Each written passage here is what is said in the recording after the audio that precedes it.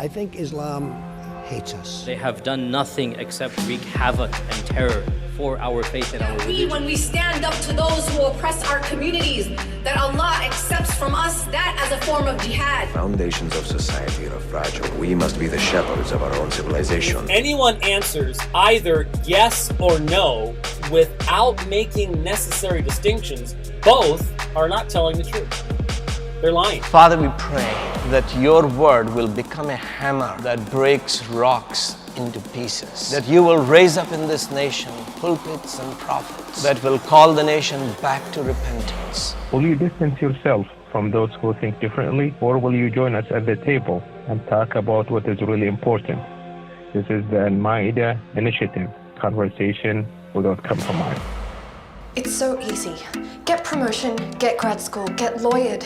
This puts me back 5 years. You forgot get married. That doesn't get me a corner office.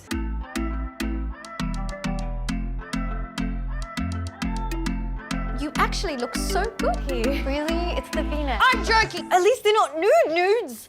I heard you got knocked back on your promotion. That was only an hour ago. I still want to promote you to full-time. Babe, I'm not ready to set our wedding date just yet. Congrats for what? So my hashtag loser sister is finally getting married. Are those my earrings, Fatty? Like you need them. There's no way I can advance in Australia's most racist law firm. Hold on a sec. No one's the R word here. It's so sad seeing two sisters still unmarried. I'm the only one who works in this family. I've got plans too. I don't want to end up just some wife. Don't shout.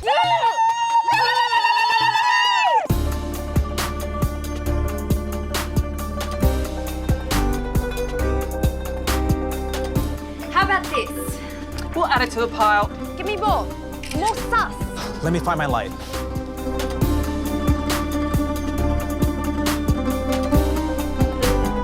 Mona. Am I saying that right?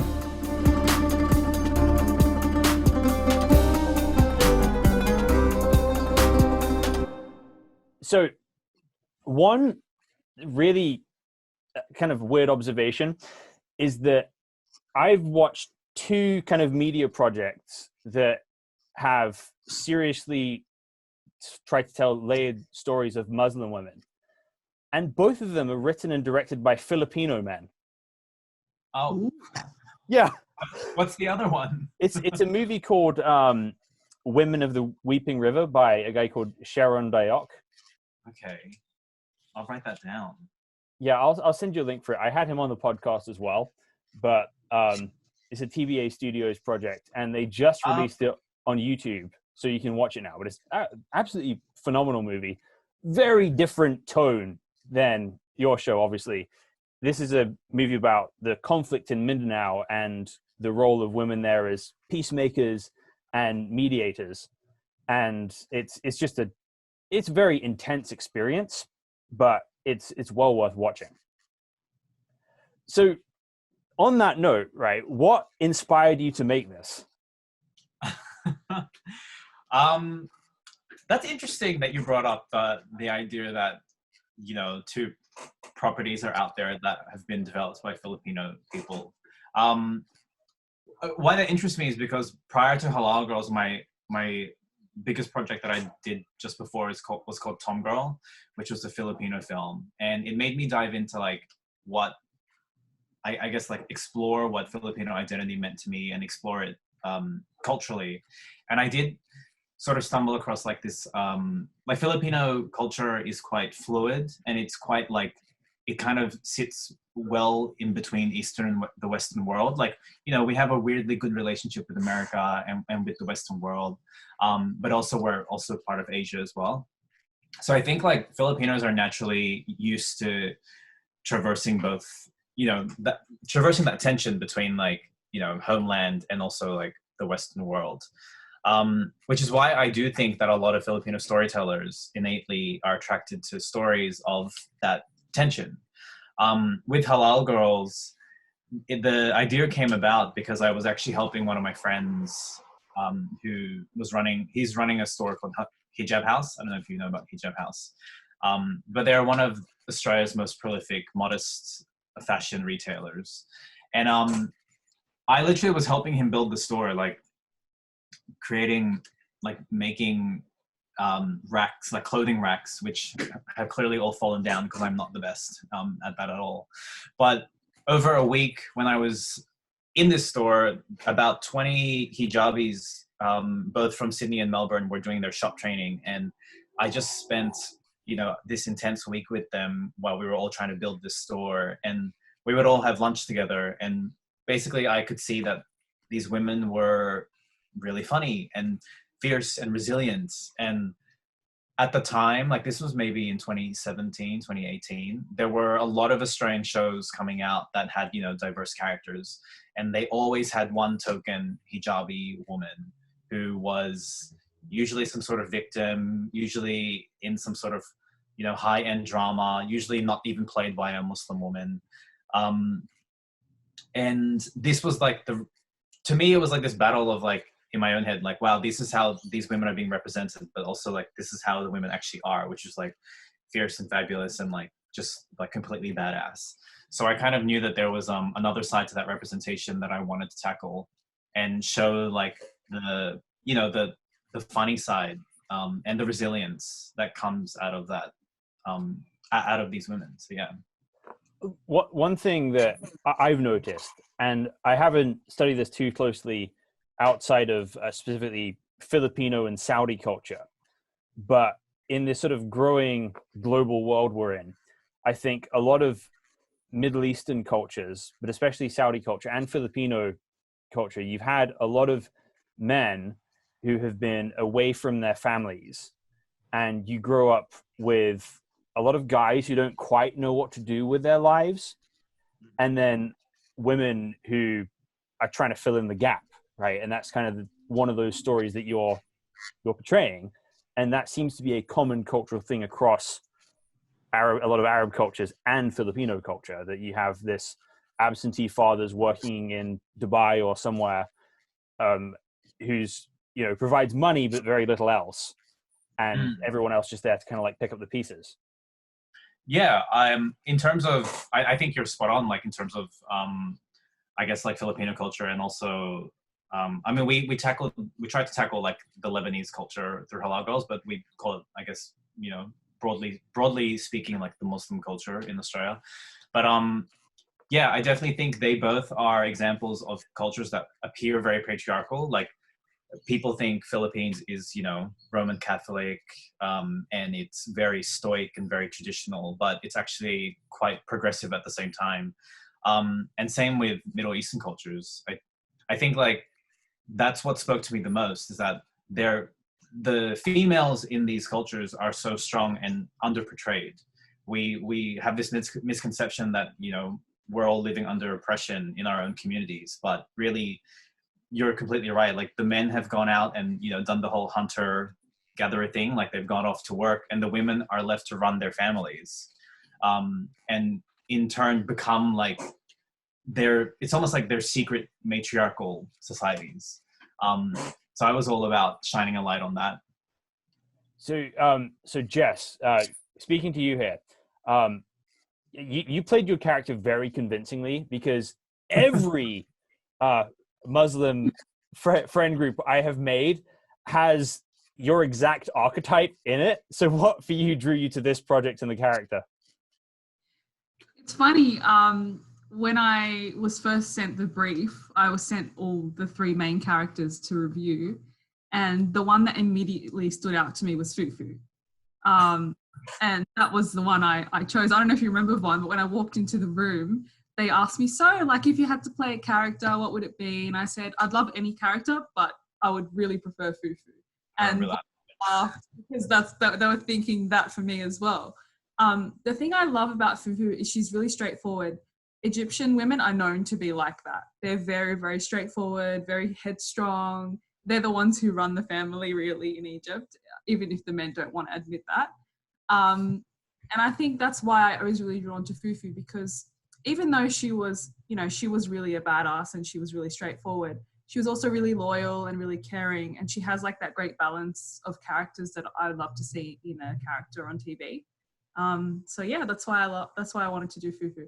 And also, I have Fufu always in my back pocket. I've always had her in my back pocket. I feel the reason why I really loved Fufu's character is because as Middle Eastern women, sometimes we're expected not to be assertive and not to be speaking our mind. So we don't, because we're not raised like that, you know, even in Australia, because people don't expect that of us, whether that's, you know, within our family or outside of our family as well. But Fufu defies all those stereotypes the most, which is why I loved her character. Right. And you're defying a certain type of stereotype and portraying what is actually a very realistic stereotype at the same time, right? Because I kind of see the show and like, that's at least 15 different people I know at this point in my life now, and portrayed very, very convincingly. Yeah, I mean, I spent a lot of time around, I mean, I'm Middle Eastern, but I spent a lot of time with other Middle Eastern people and, you know, observe and see and kind of understand what they've gone through. And so, yeah, I guess that's why it became realistic. And it was also written by, you know, a whole room of women who were Muslim and Middle Eastern. So that's probably why the characters came across as more authentic, because they were actually included in the writing process as well. Right. I can just, this show just reeks of authenticity.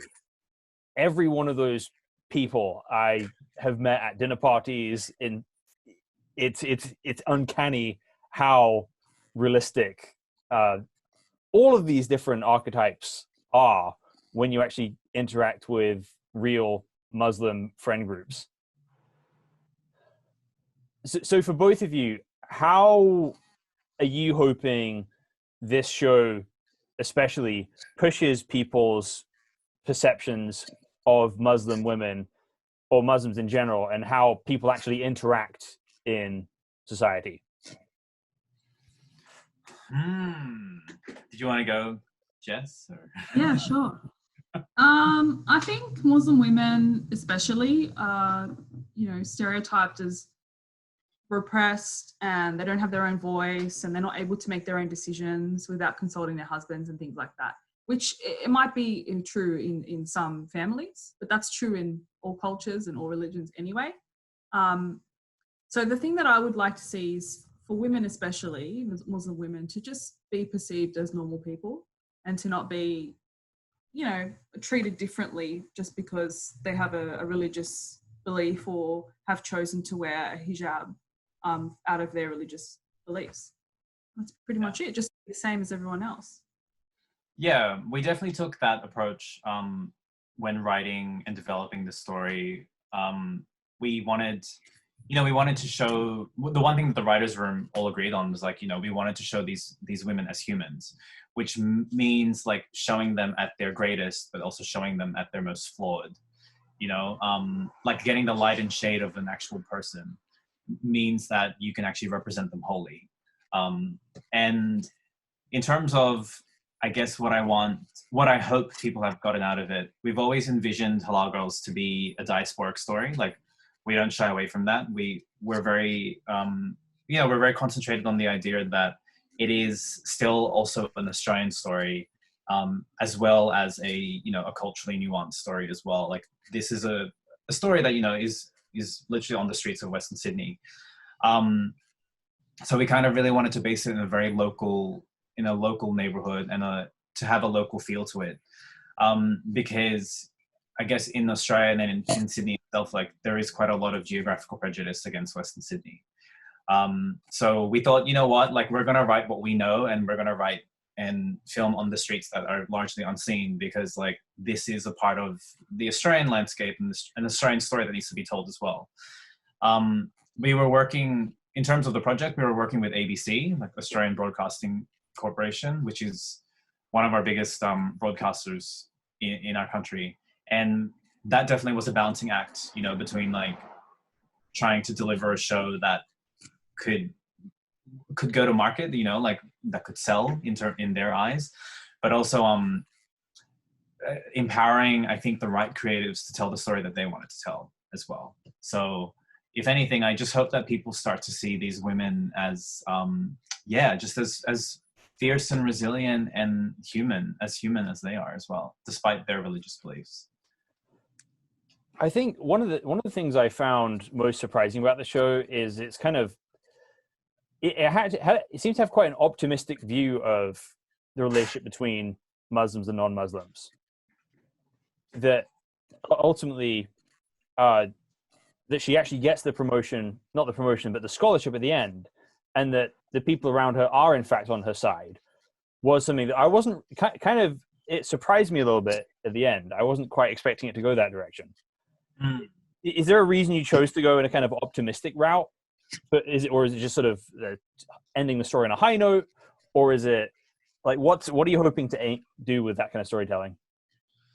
I mean, that's the thing. Again, calling it an Australian story, like, you know, we're like Jess and I are creating in this media landscape, where there are other shows who are trying to represent the same community, but they aren't tackling. They're all approaching it from a place of darkness. Not to name drop any of the other shows, because, you know, respect to all creatives working, but largely hijabi women were just portrayed as victims and oppressed, and always had stories that were incomplete, you know, like never had stories where they could get what they want.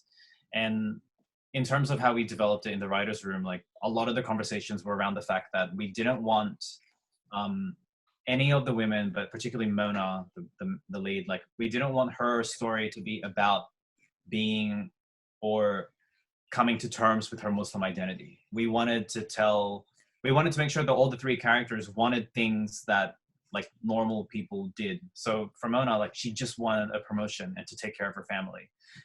She never had to go through any like story obstacles where it's like, oh, I have to like, you know, make peace with my faith or anything like that. We kind of just wanted, we wanted these characters to be set in their faith and set in their, you know, in their religious beliefs, and not have that be storylines. So in terms of driving towards that ending, we kind of, just wanted to give Mona like a rounded journey where, you know, for someone working so hard, it's nice to see hard work pay off, I guess. And someone like Mona deserves to get, you know, the promotion she's always dreamed of as well as anyone else. So yeah, leaving it on a high note. Yeah, I feel like perhaps in the media industry, generally speaking, more broadly speaking, there tends to be like a stereotype of characters generally. And so like a hijabi woman is just that stereotype of, oh, okay, she must be a refugee or she's, you know, a victim. Like what else would she be? Like, it's just literally a trope that's been always used because they don't know any other thing to use or any other way to portray a hijabi woman. So I think a show like Halal Girls is important because it shows viewers and creators options like, oh, actually, no, like they're not just, you know, a victim, or they're not just a refugee. They're also a lawyer. They're also, you know, a mother of, you know, kids who tells off her husband whenever she wants. You know, they're also smokers. Like they're just other people as well. Yeah. So here's a slightly obscure one. How would you guys, let's say Muna is your real life friend, what kind of advice would you give this woman if you were kind of getting coffee with them, going through the things she's kind of going through in the show? I'll be like, do a fufu and get your house in order. That's what I'd tell her. Yeah. I mean, I'd probably tell her to slow down. You know, what's funny is that, like, on a personal level, I do resonate with Mona a lot because we're very similar. Like, I also kind of, you know, am a bit of a workaholic as well, and you know, tend to crash when things don't go my way, etc., etc. So, yeah, I would just say slow down and just live your life. Because it was one of the more fun things about writing a comedy is that a lot of the situations that arose in the episodes were because of like Mona's temperament, you know, like she wanted things to be a certain way all the time, and her family or the world around her just wouldn't deliver her vision of what she wanted. So yeah, we kind of, I guess, like a lot of the comedy and the hijinks are because of her, like, you know, stony nature. Like she just wants it her way and she'll never get it. She has to learn how to like embrace other people. So okay, so kind of start to wrap things up with I'm curious, this is going to be a really interesting show to make. So I want to know what the hardest thing about making this show was and what the funniest thing about making this show was.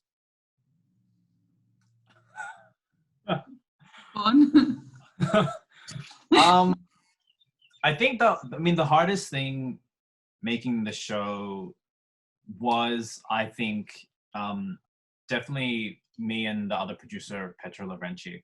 Shout out to Petra when she watches this, because she no doubt will. But it definitely was our job to balance, the creative concerns of the writer's room and supporting the writer's room to talk about story in a very comfortable manner, mining their own sort of personal trauma and their own identity in the room, and balancing that with, I guess, the expectations of the market, like with the broadcaster. There were not that there were any like really big battles or anything that we weren't comfortable with, but I think going into the project, we'd always wanted the show to be creative led, like to really empower these artists to tell the story they wanted to tell. So that just meant like by mandating that sort of production practice, we had to manage the expectations of ABC. Like sometimes ABC would be like, oh, why don't you have the storylines fleshed out yet? Like, why don't we have the episode treatments? And Petra and I would have to say like, okay, well, we're empowering these women to tell the story they want to tell. So we would much rather do the writer's room first and then come back and like share the ideas that have popped out of that room, because we were both conscious that like the show would fail if we were trying to impinge like an idea of a story on the show that it didn't need.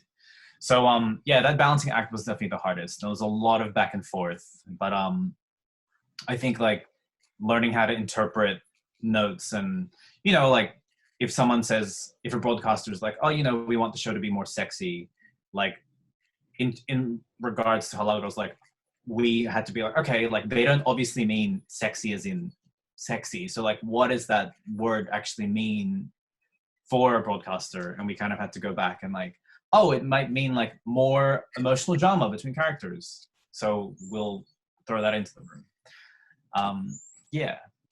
That's the hardest thing ever. Yeah, so your job is to be a kind of media mogul language to creative language, like interpreter. Yeah, and just making sure that everyone like was getting what they want out of it too. I never wanted to, like we were also conscious that we wanted these creatives to have like a really strong credit on their resumes, but also to elevate them in the industry as well. So we never wanted that balancing act to go sour either way. Like we wanted the writers to feel empowered, and we wanted ABC to feel feel comfortable with the show that we were delivering them. And I mean, they're pretty ecstatic with the end result. Right, and you guys have succeeded, right? You've got great viewership. What are the stats on that? Roughly, I mean, we're close to about 700,000 views, and that's just across the series. But in terms of eyeballs in the actual series, like across social media and across all our platforms, we're probably closer to about 2 million views, which has been really good. Yay. And also like, I mean, we were working with ABC is quite a traditional broadcaster, they're a television network essentially, so a lot of the online component was left to us to manage ourselves. So a big part of our strategy was to just tap into the existing social media infrastructure, like tapping into a lot of Muslim bloggers and like fashion brands, and just like letting the community spread awareness of the show. And that's really paid off, because we're at a point now where we don't have to sort of we didn't have to keep advertising our show. You know, the word of mouth has kind of led us to this exponential growth of views, which is really nice. Yeah, I mean, I found it through like a 60-year-old Muslim man who shared it in Seattle. Wow. What? I don't know. Yeah, it's been like who your audience is going to be. Yeah, and that's like also one of the weirdest things as well is that our audience breakdown was either like it was mainly skewed women 16 to 35 or like seniors 55 plus. It was so weird. Like in Australia, almost half our audience is built up of Caucasian seniors who are just watching the show for laughs. It's been amazing to see who the show has touched. Yeah. Yeah, that's bizarre. What about you, Jess? What's been the most difficult thing about making this? You know, I don't want to say a cliche answer, but really I didn't find anything difficult as an actress doing this show. I thought, you know, the whole production team worked really well together. The writers were really, you know, collaborative as well in the writing room, which I was part of towards the end. And the whole process was great. I mean, Vonne was a great director. Petra was a great producer. The main reason why is because I feel from the start to the end, the audience was included. The audience, or the people who are making the show, consisted of people who are hijabi and Muslim women, were included from the beginning. And then if you start off in that kind of family atmosphere, that kind of inclusive atmosphere, it just carries on throughout the whole show. So I personally didn't think anything was difficult to make this show, to be part of it. And what about the funniest part? Ooh, okay. Or the most fun, whatever. Definitely, just being Fufu was really fun because, I mean, I'm not sure if you saw our blooper reel, but, you know, Fufu just has this energy where she just says what she wants and she does what she wants kind of thing. And, you know, sometimes it just comes out. Like I can't predict what's going to happen when I'm Fufu, but just being around her is funny. And yeah, just watching the bloopers, I think, are a good part of the show. Yeah. I think the funniest moments for me were definitely when we shot on location in Greenacre. So a lot of the show, obviously, you know, it's shot on location, it's shot in sets. But for episode 2, largely we shot on the streets of Greenacre, which is, you know, smack bang in the middle of sort of the Middle Eastern area in Sydney. And that was just such an intense and hilarious shoot because I guess like everyone on the street was just amazed that we were making this show. Like they were just like, oh my God, is that a camera? Like what is happening? Like, oh wow, they're, you know, like I'm going to be on TV. But also like literally like shooting the scenes on the streets where like, you know, souped up sports cars are kind of revving next to us. And like, you know, the actual community that we're trying to collaborate with is literally there on the street with us. It was kind of very electric and terrifying at the same time. Right. So yeah, that was definitely the most fun I think we had as a crew. So on that note, it seems like you've got a lot of positive acclaim. Has there been any backlash to doing something like this? Ooh, yes, there has. And it kind of surprised us. Like, I mean, obviously in terms of like hate speech or anti-Muslim sentiments, like we did get a few articles and a very, I wouldn't call it prolific video, but someone did a YouTube video about our show. Thank you so much, because hate views are still views, right? Right. Yeah. And so that was kind of expected, like especially coming out of America, not to stereotype Americans, but we did kind of expect a lot of like right-wing commentary on the show once we went global. But when during our first release, it was really interesting because we found a lot of the backlash was from the Muslim community itself, particularly like a large part of the intrinsic community in Sydney. And we kind of, we had to look at the data and kind of figure out why. And we kind of put it down to the fact that like when a community who hasn't been represented before is first seen on screen, they actually do become quite vulnerable because, you're seeing yourself on screen for the first time. And I think there's a instant reaction of like, oh wait, that's not me. Like, that's not how I am, or that's not my community. And I think like a lot of those sentiments flared up, especially once we dropped the trailer. That was the first thing we dropped. And yeah, if you go on our Facebook or our Instagram and look at the views and comments on our trailers, like it kind of went like wildfire throughout the community. And yeah, I think that was the most surprising thing for us. But once that initial, once we started releasing the episodes and once started people watching it, that definitely tapered down. But I think there was a lot of initial confusion as to like where the series could take the portrayal of their community. So there was a lot of, apprehension, I guess. Yeah, I feel like, exactly. I feel like there was like an initial, oh, what are they going to say about us? Like, it's kind of like, we've already been through this so many times. Like, what is this guy? Is he making fun of us? So I think that's why we copped some backlash at the start.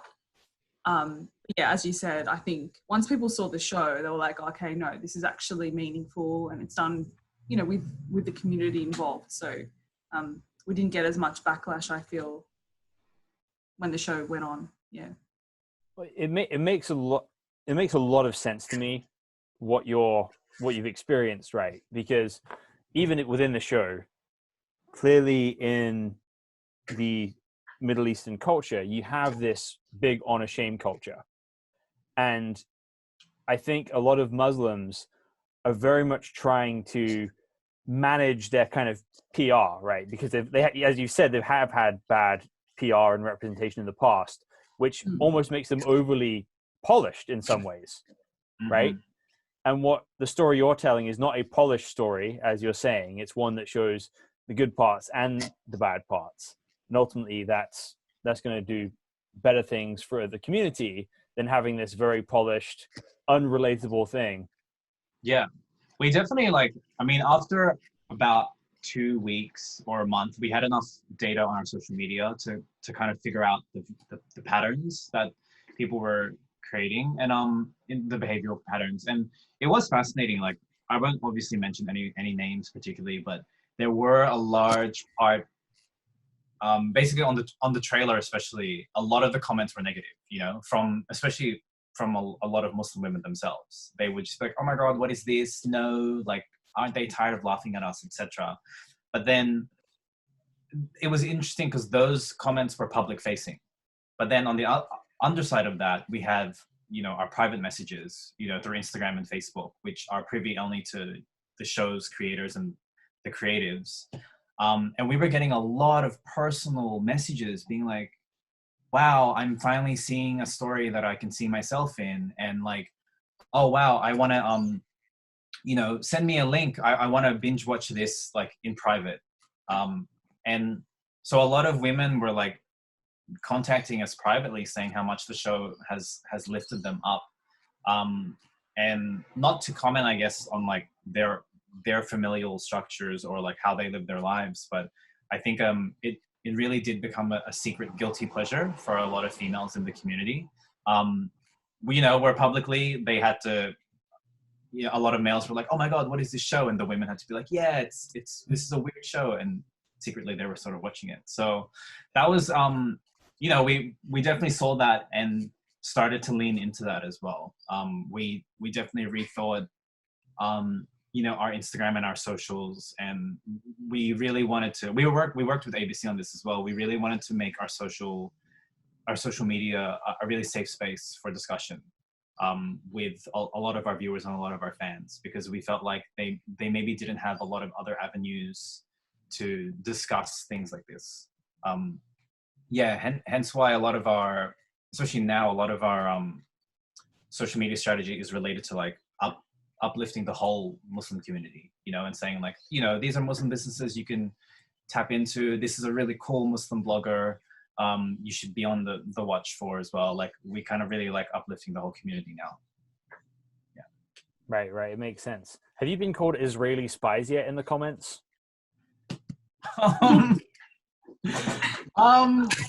No, we definitely had like, you know, we've had like, oh, they're trying to convert, or like, yeah, there's like they're trying to like radicalize people or something. We've had a few of those, and thankfully we have you know, we have quite a few people logged into the socials who can flag comments as soon as they go up. So we were really, again, in that first like wildfire month, like we were really on top of it.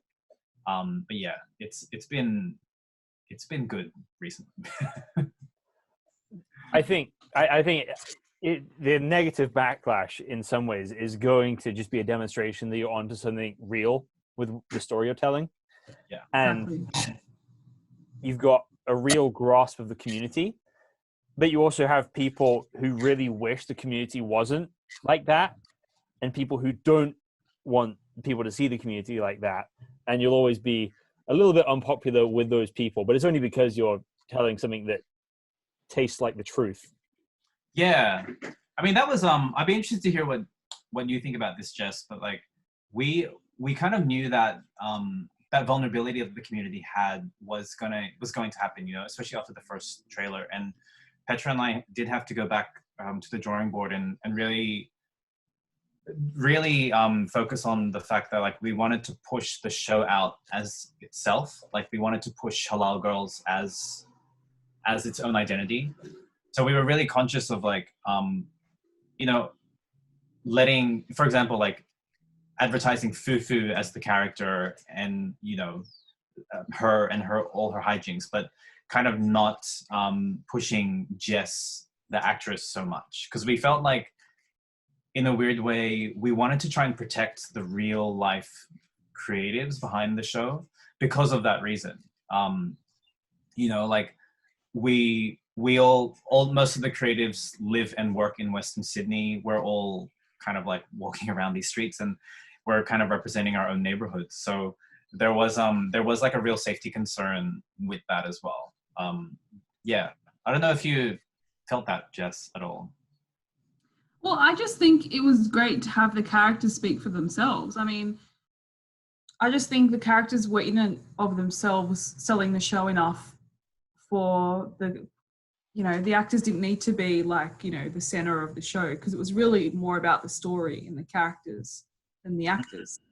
That's how I felt. I mean, I'm very different from Fufu, but at the same time, I think Fufu needs to be seen and shown everywhere. And that's why I think that strategy is good, because it just gives voice to the actual characters rather than the creatives behind the show. Nothing bad with showing the creatives, but I think in this particular like type of show, it needs to be the characters that are at the front. Yeah. Because we initially, you know, like we figured if people were going to attack the show, we would much rather them attack the actual show, which, you know, kind of doesn't really exist. Like it's not a real thing. If it's an idea. So yeah, we had a lot of discussions like that. Yeah. But at the same time, I mean, I'm portraying a character, you know, I'm not the character.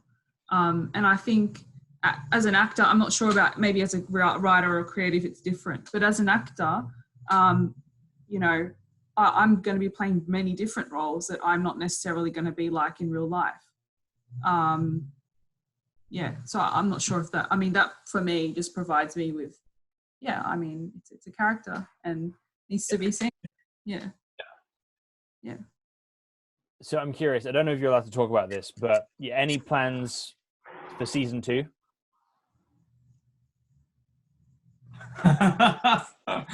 So, yeah, I guess what I can say is that the first season was commissioned within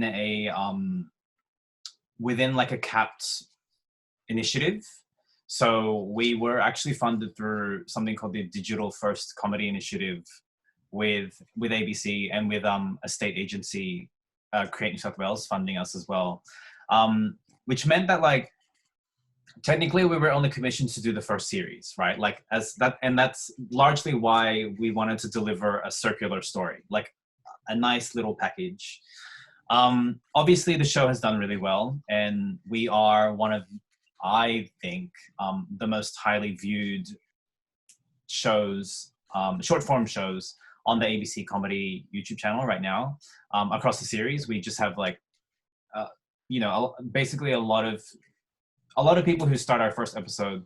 About, I think it's like 70% of them will finish the series, which is really good in terms of our metrics. So yes, we are in discussions regarding season 2, or a further series, and we're definitely open. And likewise, ABC is very open to discussing like what that series could look like, be it a second short form series with 10 to 15 minute episodes as well, or potentially making a jump to half-hour episodes as well. I guess the COVID-19 situation has kind of put a pin in a lot of plans, but we're excited because it's still a conversation that's ongoing, and no definite news yet, but hopefully. Right. So I can't really have you talk about it too much because you could, you've got to play it careful right now. But yeah. Jess, you can say what you want. So where would you Please, Vonne. where would you like to see Fufu go, and what future Fufu stories would you like to see happen? Oh, I have so many ideas for where Fufu's going. So many. But it's up to the creators. I mean, I can't really get involved. Picture Fufu spin-off movie. Oh, yeah. Well, I'm not sure if you've heard of Acropolis Now. It's an Australian show about a Greek family. Sitcom, did really well back in the 80s and 90s. But after that, Effie went on and she kept doing spin-offs of the show and of her character and things like that. So perhaps there's a future for Fufu to live on. I think so. I mean, that's also one of the things that we want to concentrate on. So Petra and I have talked about the fact that like with longer episodes, we definitely want to be showcasing the other characters as well as Mona. Like, like giving more storyline to Fatty and Fufu, and having them, having the 3 leads kind of have more of an equal weight. With the short form version, we had to just choose one lead character. But yeah, we were kind of very excited to be bringing another look into this world, but like a much bigger look. So stay tuned, I guess. Okay. So I won't make you talk about the future more, but for now, where can people find the show? So if you're in Australia, Halal Girls is available to stream on ABC iView. It's also available on the ABC iView global app, but I think it is slightly hard to find. So I would just largely recommend people go to the ABC Comedy channel on YouTube. Or if all else fails, just type Halal Girls. Girls has a U. So Halal Girls, just type it into YouTube and we will definitely pop up because, we did that on purpose. and for anyone watching this, I'll put a link in the comments so people can just kind of click from here. Perfect. Well, thank you both so much for being here. And thanks everyone at home for listening to the Almeida Initiative podcast. We will be back next week